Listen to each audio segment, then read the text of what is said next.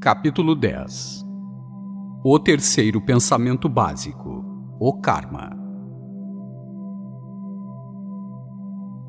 Embora alguns pensem que o princípio do karma exista apenas na doutrina budista, na realidade pode ser encontrado em quase todas as tradições espirituais. Geralmente é exposto de forma simples. Se você for bom, irá para o céu. Você será feliz. Se você for mau, irá para o inferno. Você sofrerá. Nessas tradições, o princípio da inevitabilidade das consequências, que chamamos karma, é como um trem, com apenas dois destinos, céu e inferno. A visão budista é a de que o trem tem duas paradas intermediárias. Quanto maior a bondade de uma pessoa, maiores as suas experiências de felicidade. Quanto maior a negatividade de uma pessoa, maior o sofrimento e dor.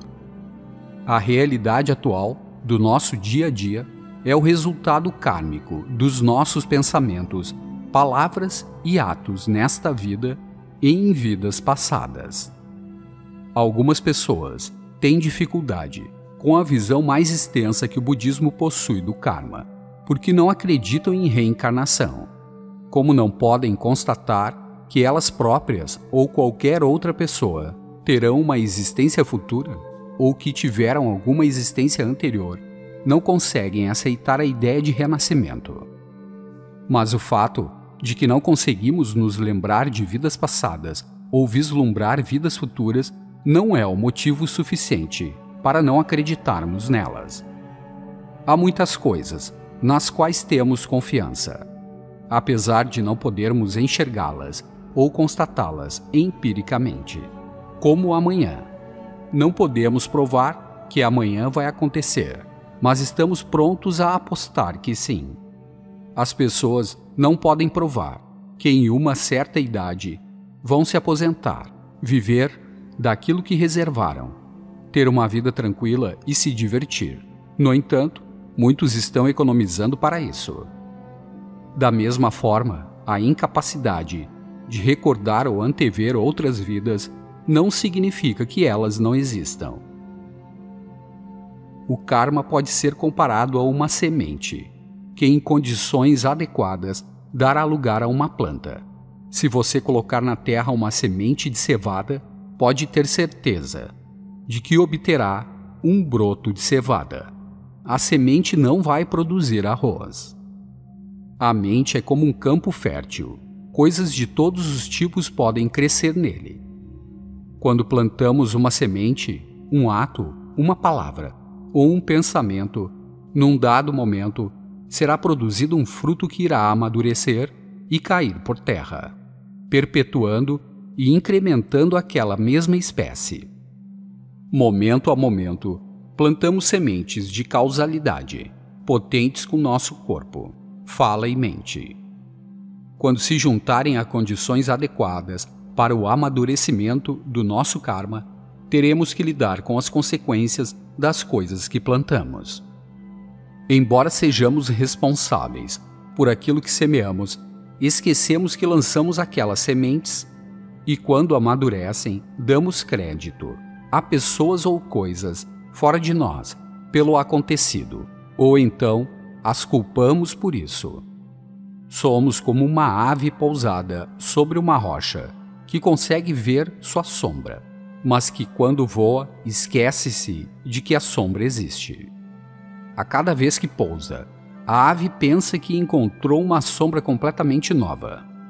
No momento, temos um pensamento, falamos ou agimos, mas perdemos de vista o fato de que cada pensamento, palavra e ação produzirá um resultado.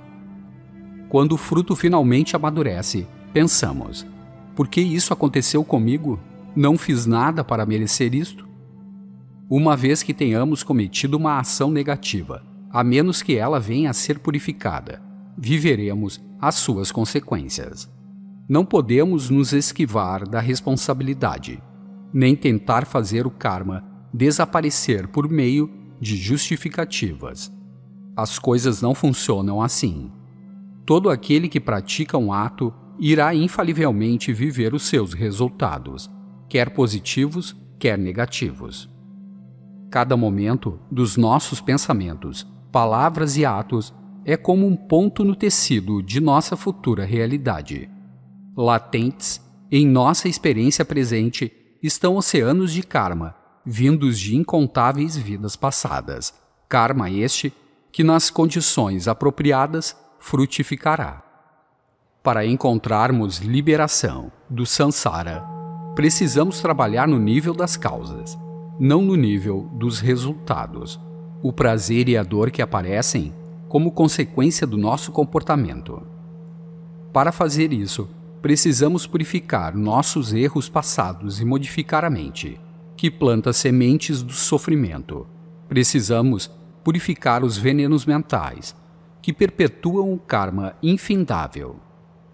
Esse processo é chamado fechar a porta da não-virtude, ou seja, evitar consequências kármicas com a tomada de medidas preventivas, não mais dar vazão às faltas da mente através das nossas ações. Não falamos em karma positivo, negativo e neutro. Os atos que geram karma positivo levam à felicidade pessoal e felicidade para os outros. Karma negativo provoca sofrimento para nós mesmos e para os outros. Quando nossa intenção é beneficiar os outros, criamos pensamentos, palavras e ações virtuosos e karma positivo. Quando somos motivados pelos venenos da mente, criamos pensamentos, palavras e ações não virtuosos e karma negativo. O karma neutro é gerado por ações inócuas, ações motivadas nem pelo desejo de ferir, nem pela intenção de ajudar. Por não ter efeito positivo algum, é considerado não virtuoso. Por essa razão, o karma é muitas vezes discutido somente em termos de positivo ou negativo. A motivação altruísta pode levar a karma positivo exaurível ou inexaurível. Criamos karma exaurível quando nossa motivação é beneficiar os outros. Mas o nosso quadro de referência continua sendo de curto prazo. Por exemplo, podemos dar de comer a uma pessoa que tenha fome ou cuidar de alguém doente. Mas nossa meta continua sendo temporária, não a de ajudar aquela pessoa e todos os demais seres a despertar dos ciclos de sofrimento. Consequentemente, a felicidade que resultará da nossa ação virtuosa será temporária e terminará quando o bom karma que tivermos criado com aquela ação se exaurir. Ele não levará à liberação do samsara. Quando uma ação é praticada com a intenção de que uma determinada pessoa, bem como todos os demais seres, não só encontrem felicidade temporária, como também acordem da existência cíclica, ela produz karma positivo inexaurível.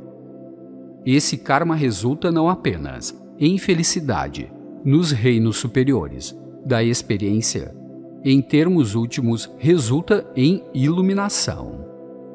Precisamos adquirir certeza absoluta da infalibilidade do processo kármico que atua constantemente em nossa vida, pois o nosso sofrimento sem fim, nossas experiências de estados de nascimentos superiores e inferiores, têm suas raízes no desenrolar inexorável do karma positivo e negativo. Havia certa vez um eremita que morava e meditava numa floresta. Ele possuía apenas uma muda de roupa, que geralmente lavava num riacho, e com o tempo ela começou a desbotar. Um dia, ele decidiu recuperar a cor original. Aqueceu um caldeirão de tintura e colocou dentro a roupa.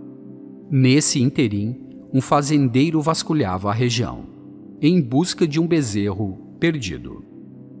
Viu a fumaça do fogo do eremita e imediatamente supôs que alguém havia roubado e abatido seu bezerro, e o estava cozinhando. Dirigiu-se à clareira, e não encontrando ninguém por perto, olhou dentro do caldeirão. Aí viu a cabeça e os membros do bezerro fervendo na água.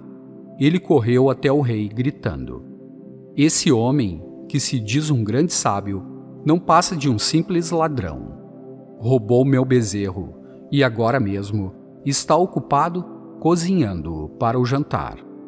O rei ficou fora de si, porque aquela pessoa espiritualizada que estava morando em seus domínios, amealhando alunos, ensinando e adquirindo fama e respeito, havia se revelado um ladrão. Ele mandou seus soldados prender o eremita e jogá-lo na prisão. Na realidade, o bezerro havia apenas se extraviado, e depois de 7 dias, achou o caminho de volta para a fazenda do dono, são e salvo. Muito contrito, o fazendeiro foi diretamente ao rei e confessou: É horrível, caluniei esse grande santo. Por favor, solte-o da prisão. Imediatamente, o rei concordou em fazer isso, mas sendo muito ocupado, esqueceu-se totalmente. 7 meses mais tarde, o sábio ainda estava na prisão. Por fim, um de seus alunos, que possuía grandes poderes meditativos, voou pelo céu até o rei e disse: Meu professor, nada fez de errado. Por favor, deixe-o ir. O rei instantaneamente se lembrou, e foi-lhe próprio à masmorra soltar o sábio. O rei estava tomado de remorso, não só por tê-lo preendido sem julgamento, mas também por ter se esquecido de libertá-lo. O eremita disse ao rei: Não há nada de que se lamentar, esse era o meu karma. Em uma vida passada, roubei e matei um bezerro. Enquanto escapava do dono, cruzei com um homem santo que meditava em uma floresta. Pensei em jogar a culpa nele, depositando a carcaça do animal ao lado de sua cabana e fugindo. Ele foi injustamente acusado e jogado na cadeia por 7 dias. As consequências desse ato foram tão negativas que minha mente ficou sujeita a nascimentos após nascimentos nos reinos inferiores da existência. Agora, ao alcançar esta vida humana, tive condições de continuar meu desenvolvimento espiritual, mas algum karma residual ainda tinha de ser purificado. Do meu ponto de vista, as coisas saíram muito bem. É crucial entendermos o que é virtuoso e o que é não virtuoso. Caso contrário, mesmo enquanto praticantes que tentam servir e trazer benefícios, podemos, de fato, criar mais mal do que bem. O defeito sutil, que é o orgulho, pode aparecer. Sou uma pessoa tão espiritualizada, ou minha tradição é a melhor, ou aquelas pobres pessoas que não têm um caminho espiritual. Quando fazemos esses julgamentos, apenas criamos karma negativo. Se deixarmos de usar nosso corpo e mente de modo cuidadoso, disciplinado, nossos defeitos podem piorar. Nossa mente está repleta dos 5 venenos. Com essas tintas no estojo, que espécie de quadro vamos pintar? Criamos não virtude com o corpo ao matar, roubar ou praticar conduta sexual indevida. Uma ação não virtuosa, plena, possui 4 partes. Por exemplo, o ato de matar inclui identificar o objeto a ser morto, estabelecer a motivação de matar, cometer o ato de matar e, finalmente, a ocorrência da morte da vítima. Se temos a intenção de matar alguém, mas não realizamos o ato, ainda assim geramos metade da não-virtude ao identificarmos o objeto e estabelecermos a motivação de matá-lo. Ou, se ao caminhar pela calçada, pisamos acidentalmente numa formiga e a matamos, também criamos metade da não-virtude de matar. Roubar significa tomar algo que não nos foi dado. Inclui pegar alguma coisa sem conhecimento do dono, render uma pessoa a fim de se apoderar de algo, ou usar posição de poder ou autoridade para tirar algo de uma pessoa em benefício próprio.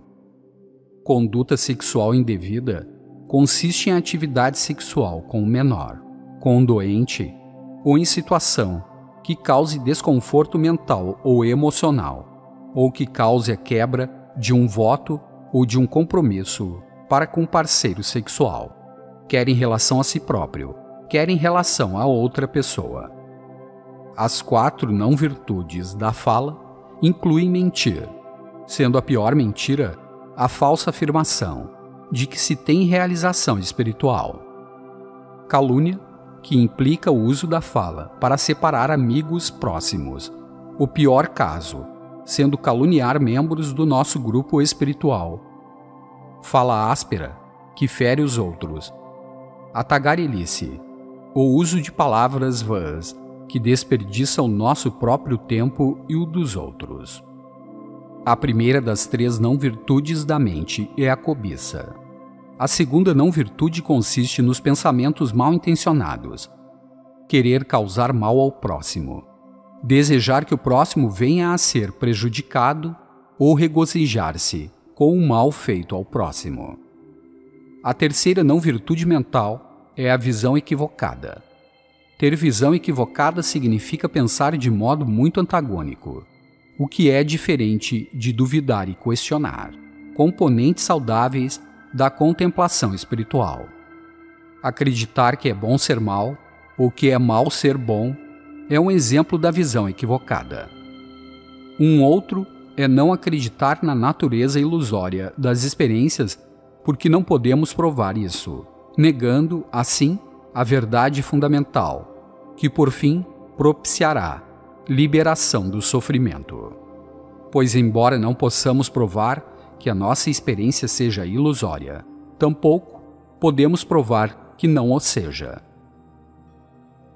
As 10 virtudes decorrem claramente das 10 não-virtudes. Salvar e proteger a vida, por exemplo, cria enorme virtude.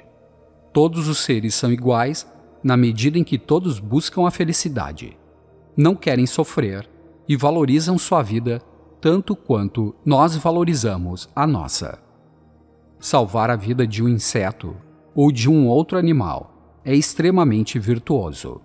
E quando o mérito é dedicado, criam-se grandes benefícios, não só para aquele animal, mas para todos os seres. Dedicar mérito em prol da longa vida de outros seres, por exemplo, poder trazer imenso benefício àqueles que estão doentes. A generosidade, por mais insignificante que pareça ser, mesmo dar um pouco de água ou comida a um pássaro com fome, cria grande virtude.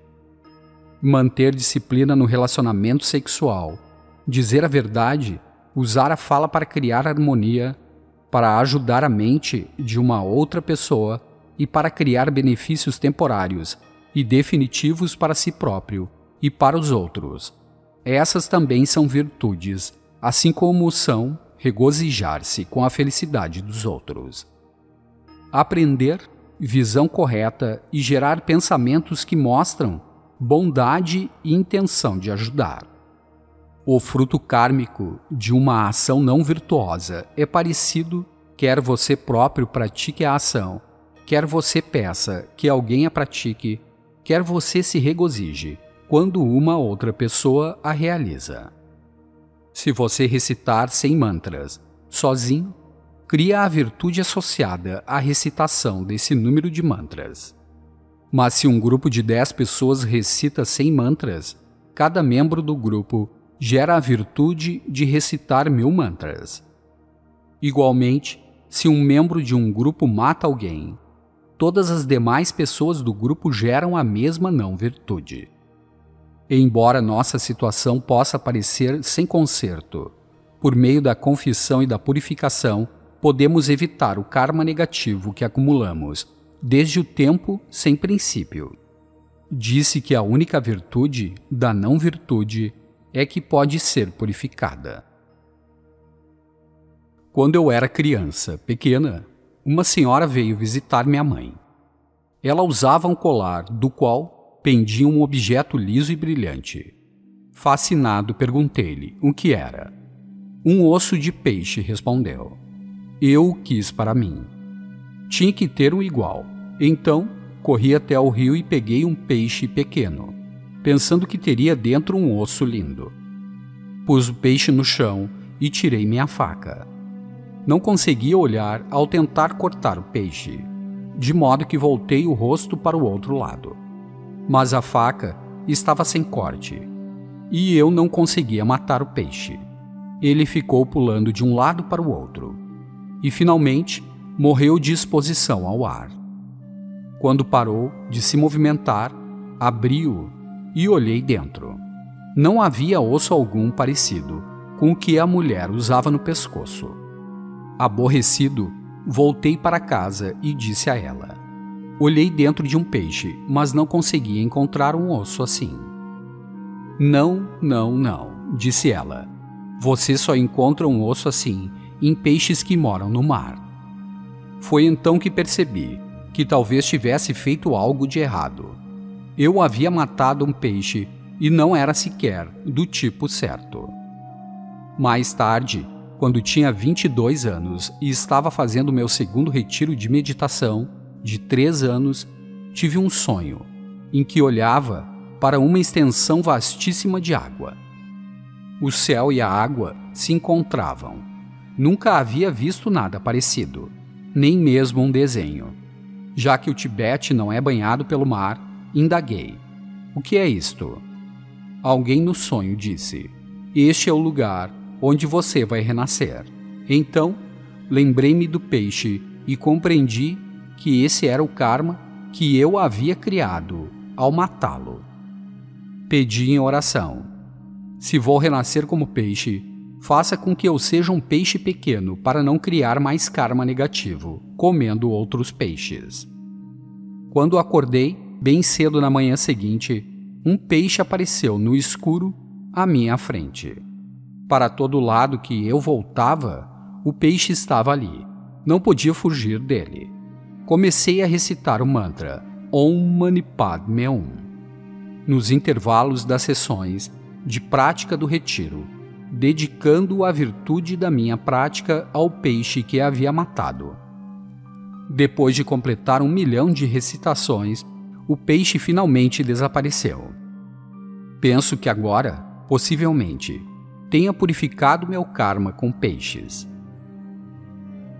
Não precisamos saber exatamente que karma estamos purificando para empregarmos um determinado método.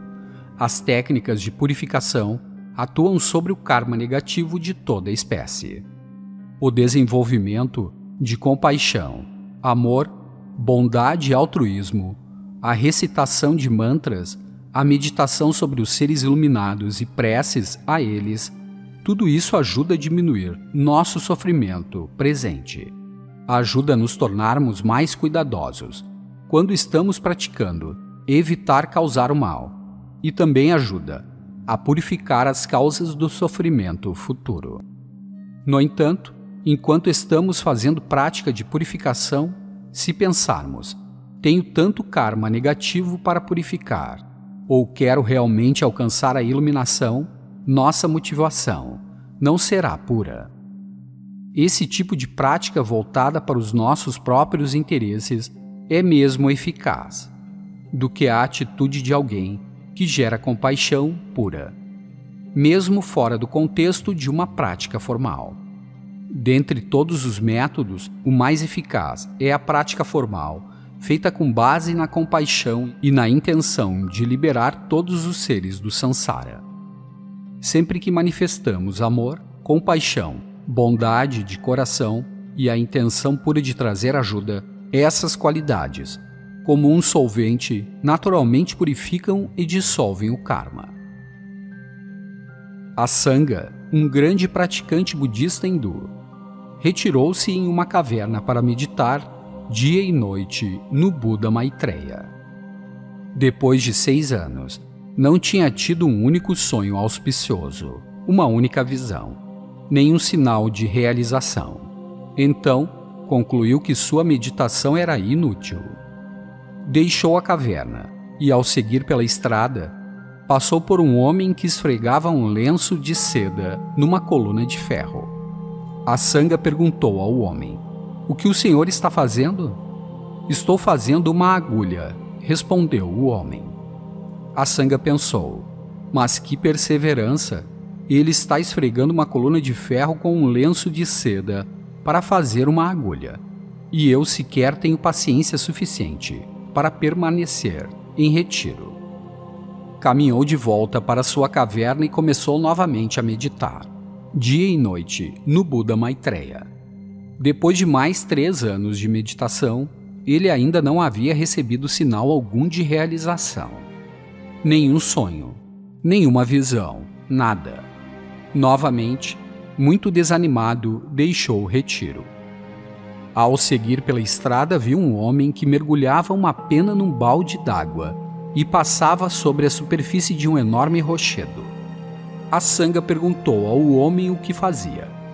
Este rochedo está fazendo sombra sobre a minha casa, respondeu.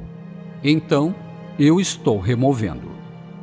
A sanga pensou, eis aqui alguém, que para ter apenas um pouco de sol sobre seu telhado, se dispõe a ficar em pé interminavelmente, removendo um rochedo com uma pena. Eu não consigo sequer meditar, até que obtenha um sinal. Então, voltou para a caverna e sentou-se em meditação. Após um total de 12 anos em retiro, ele ainda não havia recebido sinal algum. De novo, desencorajado e decepcionado, partiu. Ao seguir pela estrada, desta vez encontrou um cachorro muito doente. A parte inferior de seu corpo estava apodrecida por gangrena e cheia de larvas de moscas varigeiras. Sem as 2 pernas de trás, ele conseguia apenas se arrastar pela estrada. Ainda assim, voltava-se para todos os lados, tentando morder quem estivesse em volta. O coração de Asanga se comoveu. Este pobre cachorro, pensou. O que posso fazer para ajudá-lo? Tenho que limpar a ferida, mas com isso posso matar as larvas. Não posso tirar a vida de um para preservar a de outro. Toda a vida tem valor. Por fim, decidiu que se usasse sua língua com cuidado para retirar as larvas da ferida, poderia salvar tanto os insetos quanto o cachorro. A ideia era repugnante, mas fechou os olhos e se abaixou. Quando abriu a boca, sua língua tocou não o animal, mas o chão. Abriu os olhos. O cão havia sumido e ali estava o Buda Maitreya. Faz anos e anos que estou rezando a você, exclamou a sanga. E esta é a primeira vez que você aparece. O Buda respondeu muito suave. Desde o primeiro dia que você começou sua meditação, tenho estado a seu lado. Mas por causa dos venenos da sua mente e dos enganos e ilusões criados por sua não-virtude, você não conseguia me ver. Era eu, o homem que esfregava a coluna. Era eu, o homem que passava a pena no rochedo. Somente quando apareci como esse cachorro apodrecido é que você teve compaixão e altruísmo suficientes para purificar o karma que o impedia de me ver. O karma pode também ser purificado por meio da confissão e arrependimento sinceros, com a utilização das 4 forças. A primeira delas é a força da testemunha, ou do apoio. Invocamos como a testemunha da nossa prática a corporificação de perfeição na qual temos fé, um determinado aspecto do ser iluminado, como por exemplo, Tara, a corporificação da sabedoria, ou Vajra, a deidade da purificação. A segunda força é do arrependimento sincero de todas as nossas ações negativas nesta vida e em todas as passadas. Arrependimentos não apenas em relação a incidentes específicos dos quais nos lembramos, mas em relação a todo o rol de atos nocivos que cometemos desde o tempo sem princípio.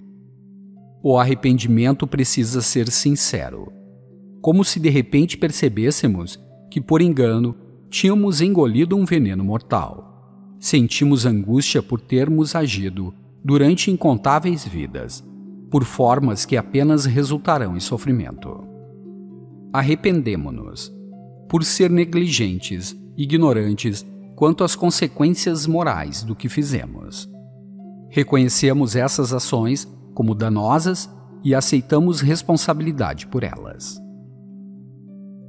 A terceira força é a decisão firme de não cometermos quaisquer ações negativas no futuro. Não podemos passar o dia nos entregando a pensamentos e ações negativos, e então, à noite, esperar purificá-los com um pouco de prática de meditação. Em lugar disso, precisamos assumir o compromisso sincero de nunca repeti-los. Uma famosa prece da tradição tibetana afirma que sem arrependimento e firme resolução, a confissão não é eficaz. A quarta força é a do antídoto da purificação e da bênção. Visualizamos néctar ou raios de luz que descem do objeto da nossa fé e atravessam o nosso corpo, purificando-nos, lavando e removendo todas as negatividades, doenças e obscurecimentos. Na Índia budista, alguns séculos atrás, uma monja chamada Palmo contraiu lepra. Como nenhum tratamento eficaz era conhecido, seu corpo começou a definhar e a se deteriorar. Ela fez seguidamente o ritual de jejum de 2 dias do Bodhisattva, da compaixão, Avalokitesvara, uma prática de purificação muito forte. Depois de um longo período, teve uma visão de Avalokitesvara e ficou completamente curada. Ela havia purificado o karma que resultara em sua terrível doença. Na medicina tibetana, também não há um tratamento eficaz para a lepra. As pessoas que portam esse mal são isoladas de todas as demais, e a comida que lhe é trazida é deixada à distância. Quando um leproso morre, ninguém ousa tocar ou enterrar seu corpo. Em vez disso, a casa é desabada sobre o cadáver. Um lama tibetano com lepra praticou 1000 vezes seguidas o mesmo ritual de jejum de 2 dias, ligado a Avalokitesvara, e ficou curado. Por meio de prática diligente, eras e eras de karma podem ser purificadas em uma única vida, ao passo que em circunstâncias normais, o amadurecimento e a purificação do karma prolongam-se por vidas a fio. Pergunta: a morte de crianças inocentes numa guerra, isso se deve ao karma delas ou alguma outra coisa? Resposta: de modo geral, tudo é resultado de algum tipo de predisposição ou tendência kármica. Mas isso não quer dizer que todas as tendências kármicas têm igual força ou igual urgência. Algumas são mais potentes do que outras. Crianças que são mortas em uma guerra nada fizeram nesta vida presente para justificar sua morte. Mas para nascerem, quando e onde nasceram, e morrer nessas circunstâncias, devem ter criado em uma existência anterior o karma para morrer assim. Isso não significa que mereciam morrer, mas explica por que são vítimas inocentes. Pergunta: são tantos os seres e tanto o karma. Como é que tudo se arruma? Como é que tudo é monitorado? Como é que tudo acontece certinho? Resposta: não é um processo que necessariamente precise ser monitorado. As ações se desenrolam do seu próprio modo, sem que ninguém controle o resultado. Não é como se alguém tivesse que contabilizar tudo para que cada qual fosse parar no reino certo, etc. As ações de cada ser determinam as experiências futuras desse ser. Pergunta: o karma sempre amadurece do mesmo jeito? Resposta: a situação do karma é mais complexa do que um único ato específico, sempre levando a um resultado específico. Por exemplo, há o que chamamos o amadurecimento pleno de uma tendência kármica. As ações virtuosas, aquelas que contribuem para a felicidade dos outros, trazem benefício à pessoa que as pratica, nesta vida ou em alguma vida futura. Essas ações, em geral, contribuem para o renascimento nos estados superiores da existência. Ao contrário, atos prejudiciais que provocam dor e sofrimento, como matar, amadurecem, como o renascimento nos reinos inferiores. Existem também as consequências kármicas conhecidas como comportamento em harmonia com a ação inicial. Tome, por exemplo, um ser como um animal predador, um caçador ou um soldado que mate muitas coisas vivas. O amadurecimento pleno dessa tendência de matar é renascimento no reino dos infernos. Uma vez que esse karma tenha se exaurido, aquele ser, em virtude de outros karmas virtuosos, poderá alcançar um nascimento humano e, no entanto, ainda apresentar o hábito de matar. Ao tirar a vida de muitos seres, essas pessoas criam a predisposição ou a compulsão de tirar a vida. Isso parece se tornar parte de seu caráter. Além disso, a experiência se coaduna diretamente com a ação inicial. Por exemplo, uma pessoa pode matar muitos seres e, como resultado, renascer em um reino dos infernos. Muito mais tarde, ao encontrar um renascimento humano, a vida daquela pessoa será curta ou mesmo terminada violentamente.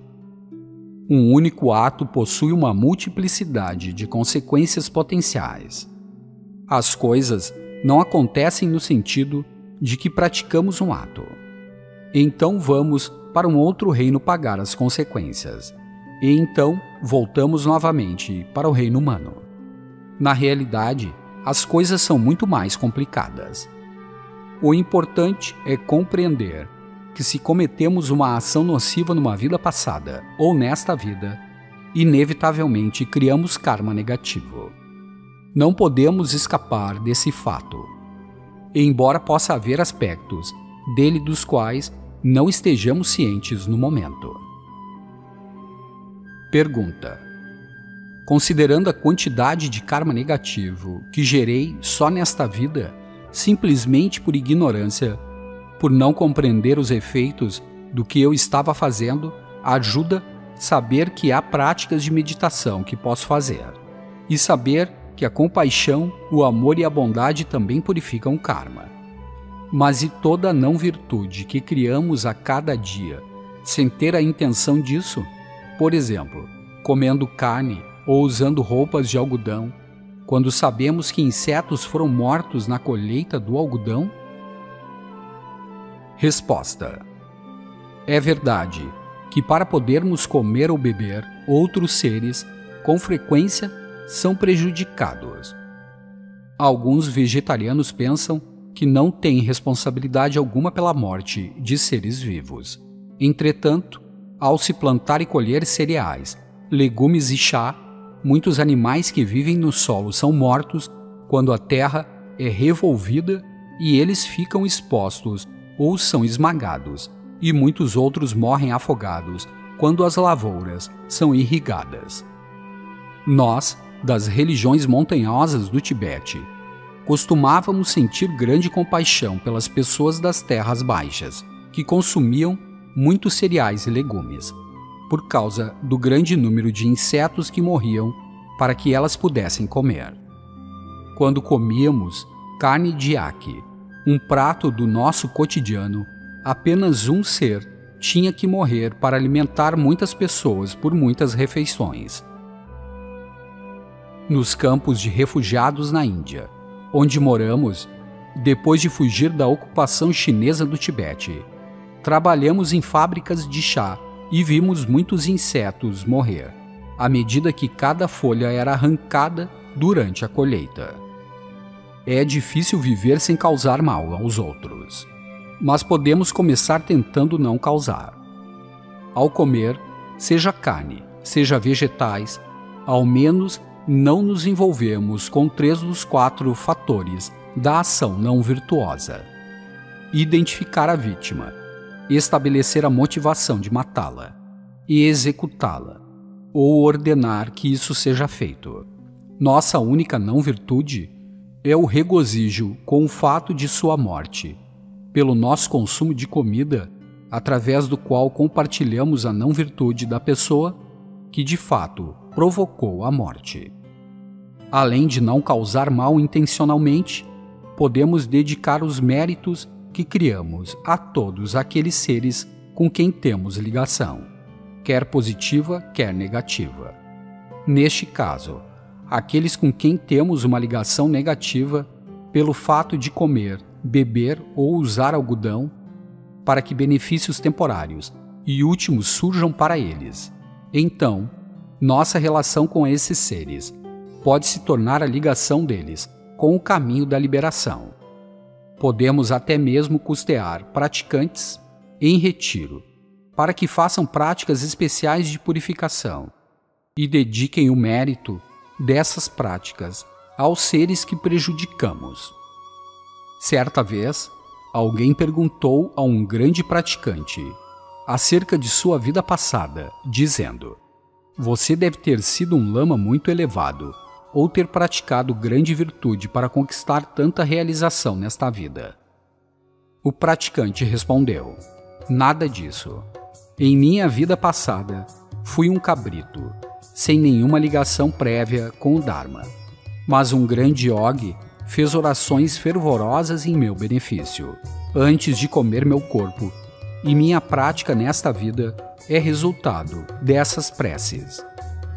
Purificar o karma por meio da prática espiritual não exige que deixemos para trás nossa vida mundana.